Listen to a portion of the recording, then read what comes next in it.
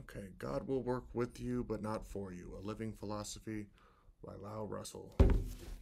Part 1. I must say to myself that I ruined myself, and that nobody great or small can be ruined save by his own hand. Oscar Wilde. Chapter 1. The 11th Hour. This message is given to man in the 11th hour of his threatened fall into another terrifying abyss of oblivion. It is written from the depths of my soul with the earnest desire that it will not be a lost voice crying in the wilderness.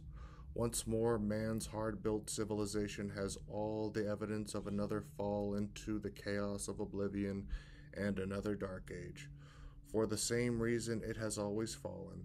Up to the year 1900, the world has steadily progressed for 8 centuries, but since that time it has fallen to lower levels than it had risen in those 8 long centuries of upward struggle. The world was very friendly about the turn of the century. Wars and the threat of wars seemed to have passed out of world thinking.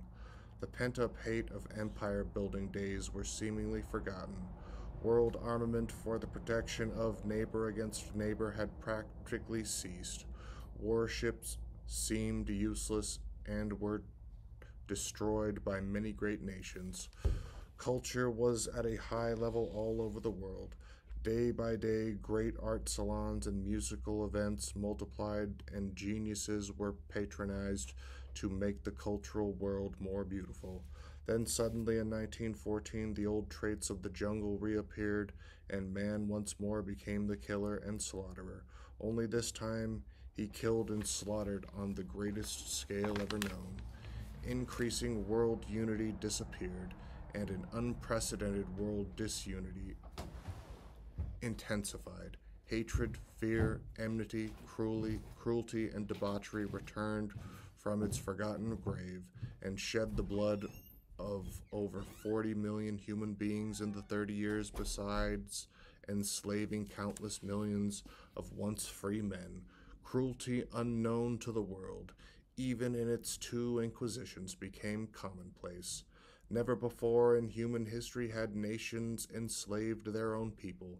They made slaves of conquered tribes or of other races, but never their own people, as part of this world has done and is still doing. Millions of our brothers, whom we should love, we steamed and baked alive in huge furnaces. Whole regiments were buried alive in graves they were forced to dig for their own burial. Brainwashing added a new and undreamed of cruelty to man's categories of heinous crimes. Today the whole world is divided against itself and must fall unless love and service come quickly enough to save it. No house can be divided against itself and survive, whether it be one home or a world of homes. If multiplied scientific power causes another Armageddon in our divided world, the civilization we have known will end. It is impossible for peace to come by waging war, as it is impossible for love to come by hating. Man wages war in the hope of finding peace, never realizing that the only fruit of war is war, and any seeming peace is but a truce of fear between wars. Have not we suffered enough to say, Lord, save us from ourselves, lest we destroy ourselves? Or must we suffer more and still more until there are too few left to fight? God's plan is for man to learn the lesson of love, upon which the universe is based. He can learn that lesson only by giving to his neighbor, for re-giving by his neighbor. Service to one another's neighbor is the highest principle of life. The value of every man to every other man is the greatest source of man's wealth and prosperity. World peace and happiness can only be acquired by the realization of man's asset value to man, and the conservation of that value by mutual service. Instead of that practice, mankind has been engaged in the lowest conceivable practice, which is man killing for greed. Over 60 million men have been employed for 40 years in making man killing the greatest of all world industries.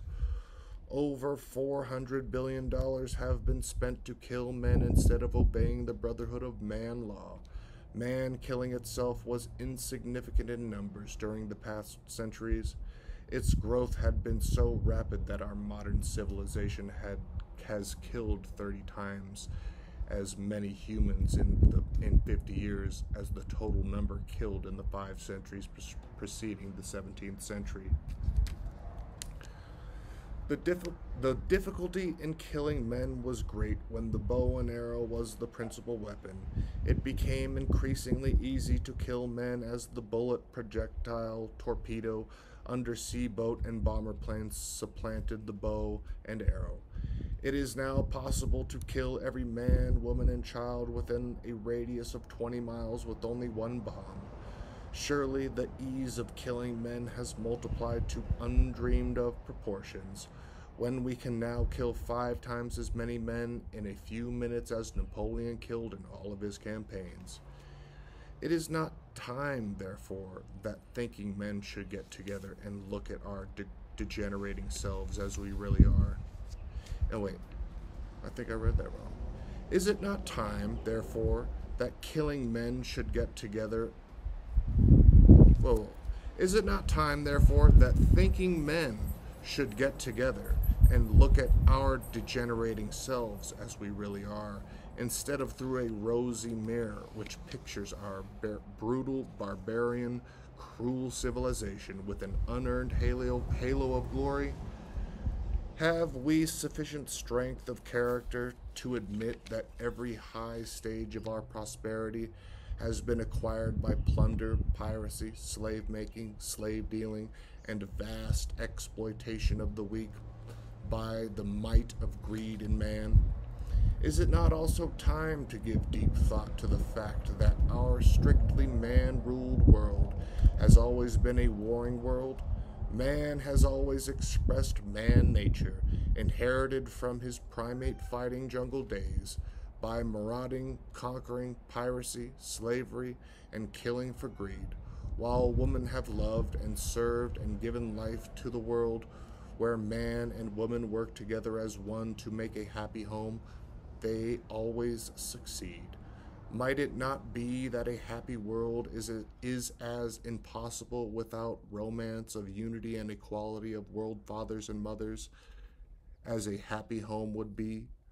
Man, greed of man, the conqueror and warrior, has made the kind of world which faces us today. With love and romance crucified by greed, what hope is there for survival? There is only one sure way to save mankind from his threatened self-annihilation, and that one way is through new knowledge of man himself, dynamic knowledge of who he is, what he is, why he is here, what his relationship to other men is, what his relationship to God and his universe is. With this basic knowledge, he will know his purpose on earth and knowingly work with God who created him, instead of destroying himself by his own hand in working against God as he is doing now. Ever since man emerged from the jungle of his beginnings, he has been trying to discover himself. Ever since that silent voice within him began to be faintly heard at the dawn of his consciousness, he has been forever asking, who am I? What am I? Why am I here? Long centuries have passed, and man still asks those unanswered questions. Man himself is the greatest mystery man himself is the greatest mystery of the as yet unknown. He has conquered the seas, the skies, the elements, and the very forces which move the universe. Man, the great discoverer of many things, has not yet discovered himself. He does not yet know man. He still disparagingly asks, "Who am I? What am I? Why am I here?" The time has come when man can know if he will but listen with inner ears to the silent voice within himself. There have been those in the past ages who have made the supreme discovery.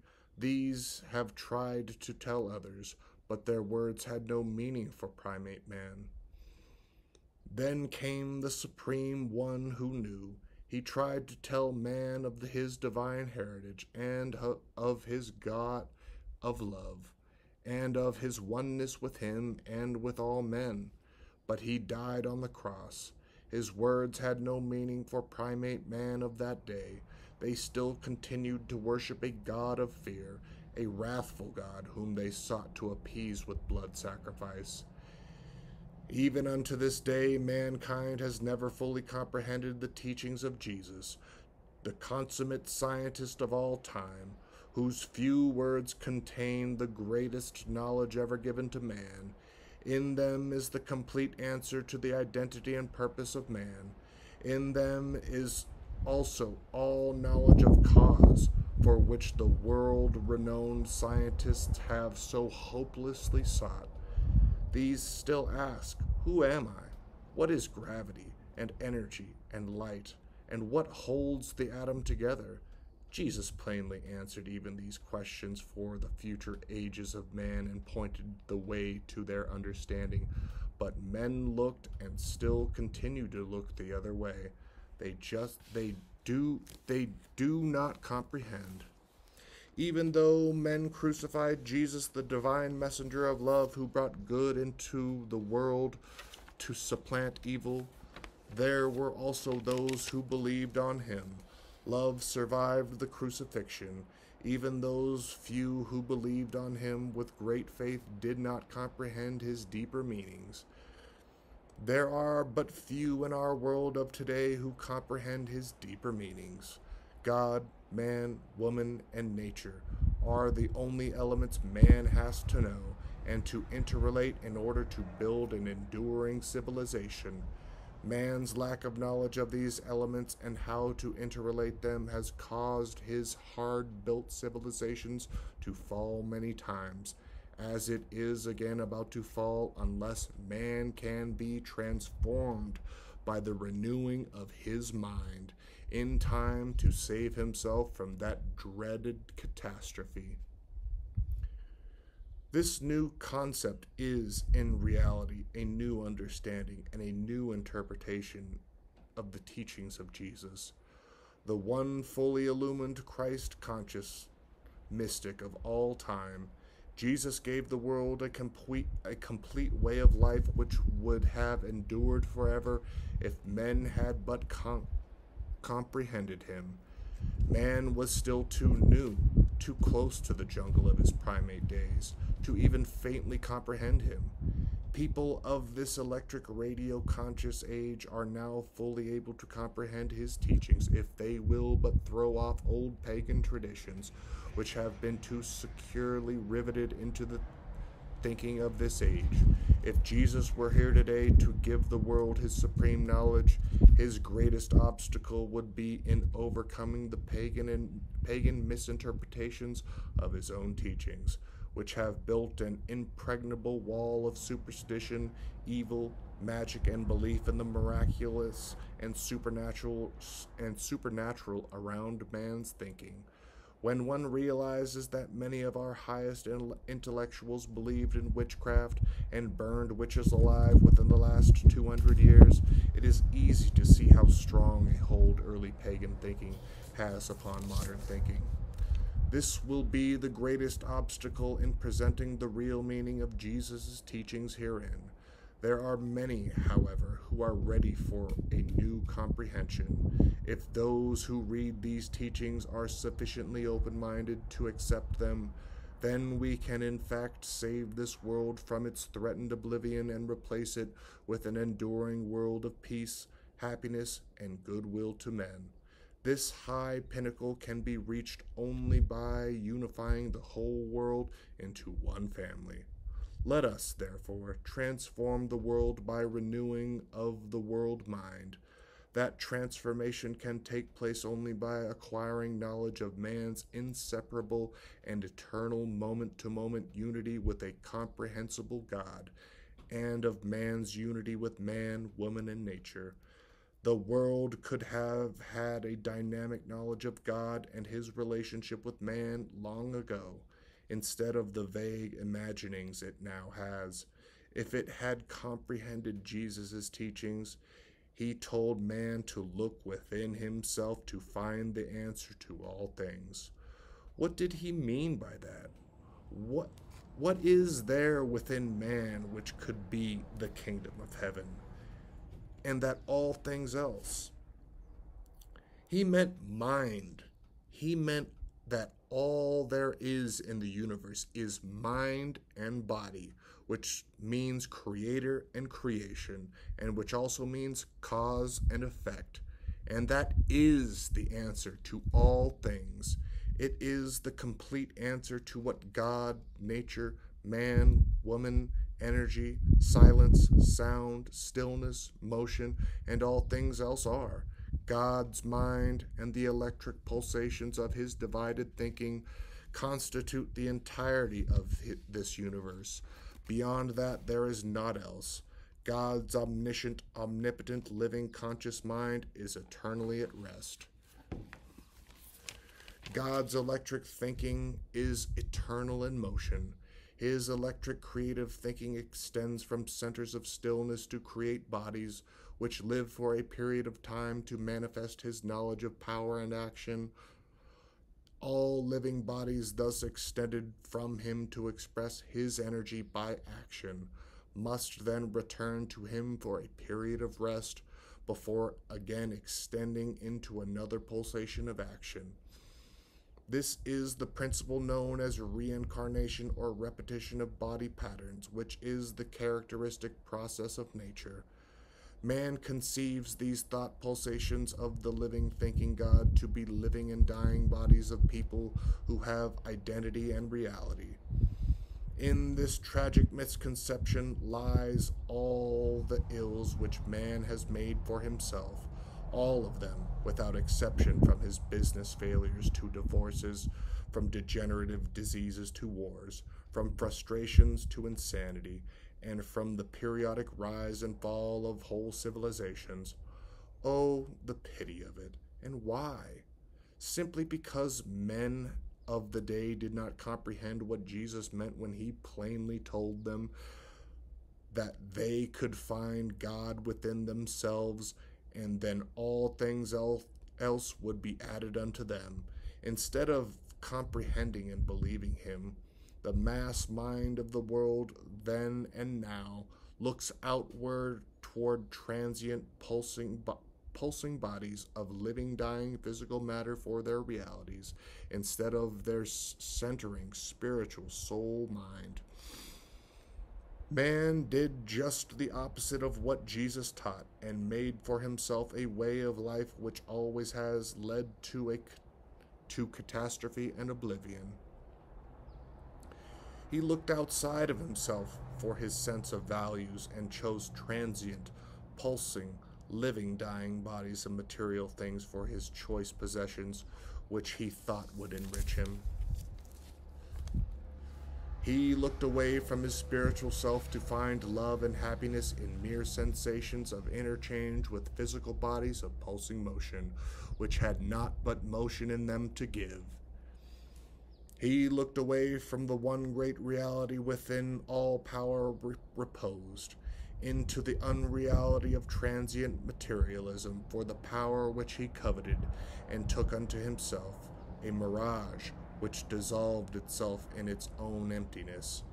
Even the greatest of intellectuals looked the other way, from the still fulcrum source of all energy to endow pulsing vibrations of motion with energy.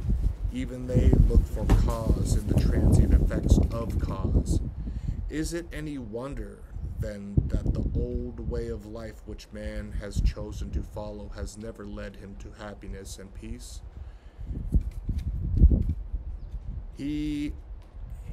Has any way of life ever led to happiness, peace, and prosperity which was based upon greed for material possessions and power. Not one thing of man's creating has endured when man looked outward and away from the spirit which centered him.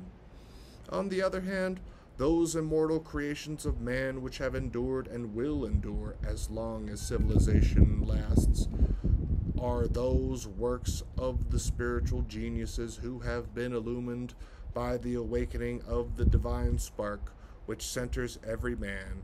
Such words are created in the ecstasy and inspiration of their mind source and reflects the rhythms of God's thinking in them, while the works of man bodies, who know not but the rhythms of body sounds, live but for the day and are forgotten. The new way of life, which is based upon God awareness within, is now necessary, else we perish. Man's old way of life has always built a world of fear, hatred, enmity, and disunity, the policy being to take from his neighbor that which he wanted for himself by the power of might over right. The old way, which has proven so disastrous, was based upon taking, which created enemies who show their hatred by retaking. The new way will be based upon re-giving, which creates friends to show their love by re-giving. In my husband's message of the divine Iliad are these works: all men shall come to me in due time, but theirs is the agony of awaiting. By working knowingly with God's universal laws, our present agony of awaiting can be over, and all men and women can look forward to living in heavenly peace and happiness as one united world family. It is a tremendous challenge and a tremendous goal, but it's prize in which all mankind can share. The end of chapter 1. Should I start another chapter 2? 22 minutes. Why not? Chapter 2. Who am I? Who am I? What am I? Why am I here? Man has eternally sought for the answers to these vital questions all down the long ages. The great fact of life is that life must be lived by man's strongest instinct to live.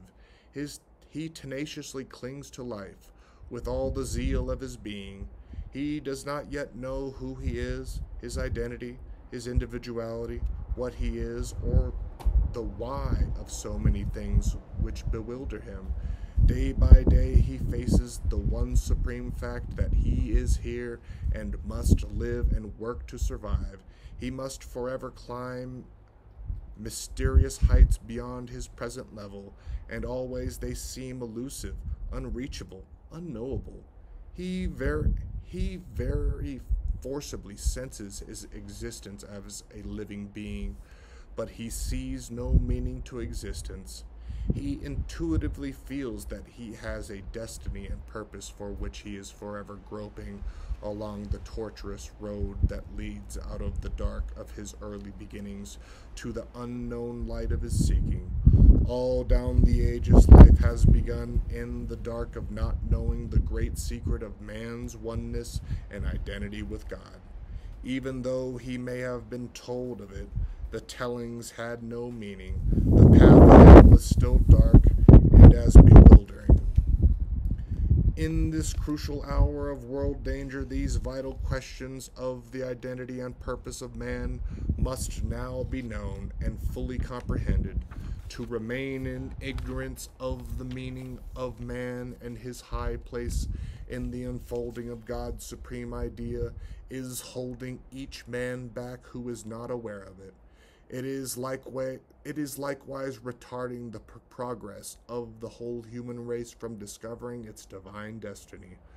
Before answering these vital questions, I say to you in all earnestness that new knowledge based upon new concepts and written in a necessarily new language is not a book for casual or light reading.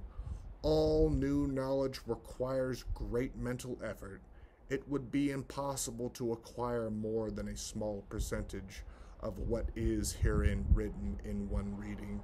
It is a book for a lifetime study, not a day. It is not written to entertain, but rather to inspire those who are ready for the next vital stage in man's unfolding. We are at the threshold of the cosmic age wherein man will begin to recognize his divine relationship to the Creator and his oneness with all creation. To attain such knowledge is to attain power to command one's body and one's destiny. That supreme goal is well worth supreme effort. Those who are ready for it will make that effort, just as one who has a great desire to be the head of a large industrial plant or a concert pianist will make that effort with love as his motivating force. Let me recall to your mind the fact that everyone can reach the highest goal in life if he desires to and is willing to make the effort. Those who are willing to make the effort will find that genius is self-bestowed, while the unwilling ones will find that failure is self-inflicted. Every child has consummate genius in him at birth. What he does with his divine inheritance is dependent upon the intensity of his desire to express himself. That is why the answers to these three great human questions are so necessary for your comprehension. Question: who am I? Answer: you are a divine, immortal, invisible soul. You are a visible, physical body which constitutes solely of thought waves of motion, created for the purpose of manifesting your destiny. Your divine, immortal soul is one with the Creator of the universe. That is what Jesus meant when he said, I and my Father are one, and what I am, ye also are. Many have told us these facts, but because man thinks of his body as himself, he has found it difficult to accept the idea of his own divinity. This fact is not difficult to accept by the few who have already been illumined from within. These few know God within them. These are the ones who have heard the silent voice of their souls whispering to them in rhythms which finally had meaning. There are many today who walk and talk and work knowingly with God, and God works with them to make their work masterly. These who have learned to manifest God on earth have re-inspired others to know their divinity. They commune with God in moment-to-moment awareness of Him, and are the few who uplift many, showing them the way out of the dark into the light. Your body is not you. You are the spiritual intelligence of the one mind of the Creator of all things, which centers your body as the seat of consciousness. Within your soul is the desire to create a body in the form of your imagining. That is why you eventually become what you think. Your soul is one of the innumerable conscious thought centers of God's mind universe. From that conscious thought center of universal mind, your body unfolds to express thought by action, then refolds. Shut up! Then refolds within soul center for rest renewal, before again unfolding. Your body disappears into your soul as completely as sound disappears into the silence from which it emerged. The rest period of your body, which disappears into your soul between death and rebirth, is like the rest period of sleep at night between days, the only difference being in length of time. The rest periods between actions are characteristic of all effects of motion in nature. That is the answer to the eternal question, where do we go when we die? Our bodies go back into ourselves from which they emerged. All bodies are but wave vibrations of motion. They spring from the universal rest condition known as the universal equilibrium and return to the invisible stillness of that equilibrium from which they sprang. The body of the oak tree arises from the stillness of its seed and refolds into its seed for rebirth. Waves of water spring into motion from their calm surface. When waves die, they return to rest in that calm surface. These creations appear and you can see them, count them, measure them. Then disappear so you can no longer see them, count them, or measure them, but they continually reappear and disappear forever. This is the life-death principle, which we will be clarified by numerous examples all through this book to clear away the question that bewilders the world regarding the after-death mystery. Your soul is eternal. You are your soul. In you is eternal life. The eternal you is never created in body form. Therefore, you cannot die. Your soul is the generator of power which motivates your physical body, and it is the seed of intelligence and consciousness which creates and controls your body.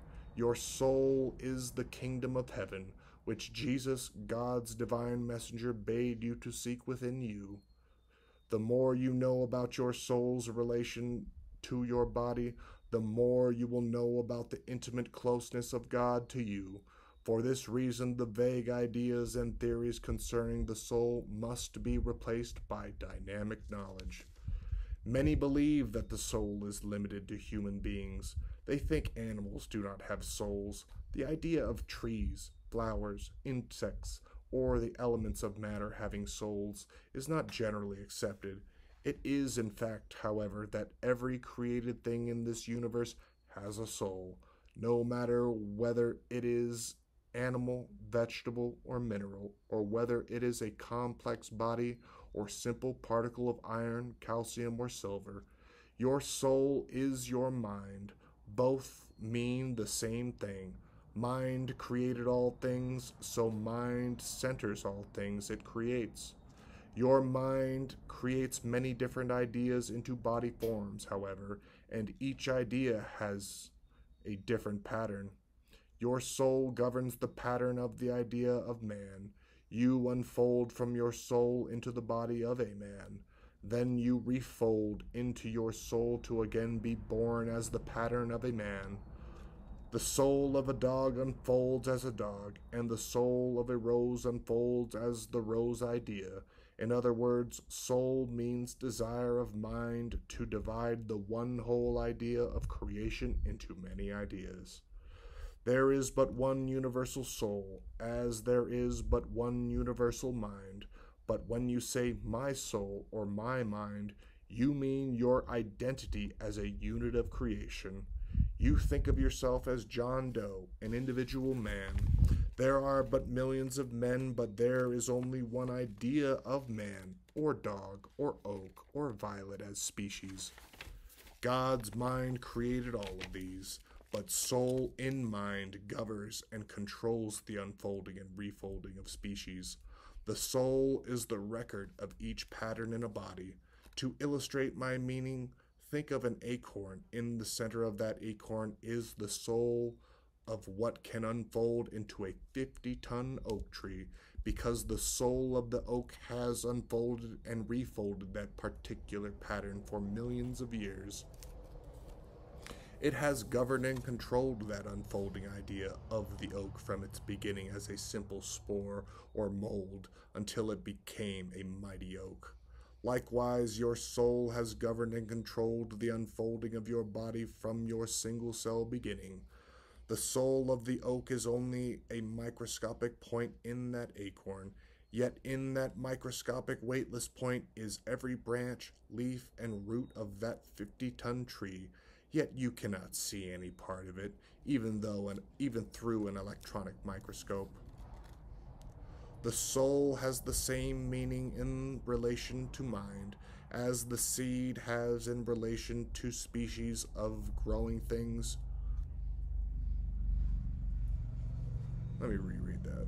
The soul has the same meaning in the soul has the same meaning in relation to mind as the seed has in relation to species of growing things. You would not go into a farm supply store and ask for a package of tomato souls. You would ask for tomato seeds. You would ask for tomato seeds. However, both mean the same thing. You know you know that the visible oak emerges from the invisible seed, or more properly speaking, the oak emerges from its invisible soul, which centers its seed. You know that as the oak unfolds from its soul, it refolds back into its soul. By this I mean that as oaks unfold from acorns, they refold their oak tree patterns back into acorns to continue the desire of the oak tree's soul. You may not have thought of it that way, but that is the way nature works.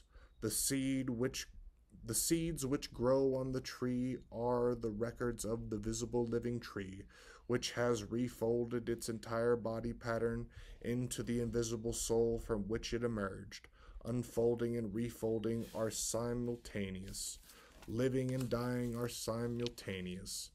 There is no death, however, for the living tree still lives in its soul seed and will again emerge from its invisible soul to again live as the mighty visible oak. Death is always balanced with life. As one ceases, the other becomes. This may be new thinking to you, but it is vitally important for you to realize that you cannot die, either as a species or as an individual unit of a species. The record of you exists forever and eternally. Your body unfolded its pattern from your body unfolded its pattern. Your body unfolded its pattern form from your eternal soul, and it refolded its pattern form and every thought and action of your life back into your soul. That is God's bookkeeping and recording system. It is also the expansion-contraction principle of electric action and reaction, which performs the work of unfolding patterned bodies from the invisible universe to make them visible, then refolding them to their invisible state. It is also the thinking principle which concentrates to focus conceived ideas into body forms, then decentrates to rest. The body forms then disappear to rest for an interval in their invisible souls, before again emerging to manifest the idea they symbolize by going into action again. The visible seed which surrounds the soul may burn up or decay, but the soul which centers it cannot be destroyed. In that soul is the desire for creation which cannot be voided by any condition of matter. Not even the hot fires of the sun can affect it. The identity which is unfolded there will find its condition for unfolding in another body. The difficulty of thinking of a multitude of souls as being separate souls for each body might disappear by relating the idea of separate waves of the ocean to the source of all its waves. There is but one body of water in the ocean, but there are countless waves. The waves are many, but they are that one ocean. Likewise, there is but one universal mind, but all of its divided units are that one mind. Also, there are billions of cells in your body, but they are your one body. Science has long said matter seems to emerge from space and then be swallowed up by space. They still doubt, however, that the process of emergence and disappearance can be solved. The solution is simple. Bodies are electric. Mind thinking is electric. All electric bodies are recorded in electrical records, which are stored in the invisible universe of mind, as sound records are stored between playings. When you desire to reproduce an electric record, you place the record on the electric recorder and turn on the current. Your souls are reborn in the same manner. The electric power of the universe generator is turned on by placing the soul seed in the womb of Mother Earth or Mother Body, and the record repeats itself. All bodies emerge from the soul and return to it. The visible emerges from the invisible, is controlled by it, and returns to it. That is the answer to the question, where do I go when I die? You never die. The visible body of you which emerged from the invisible you returns to you. It returns to your soul for rebirth and forever and ever until you separate individuality, and until your separate individuality is lost in one being as individual waves are lost in one ocean. When you finally reached the stage of complete unity with your God self, you will become one with God and lose your desire to manifest individuality. However, this state may be thousands of lives ahead, for it is the ultimate. End of chapter 2. We'll pick this up some other time. See you next time.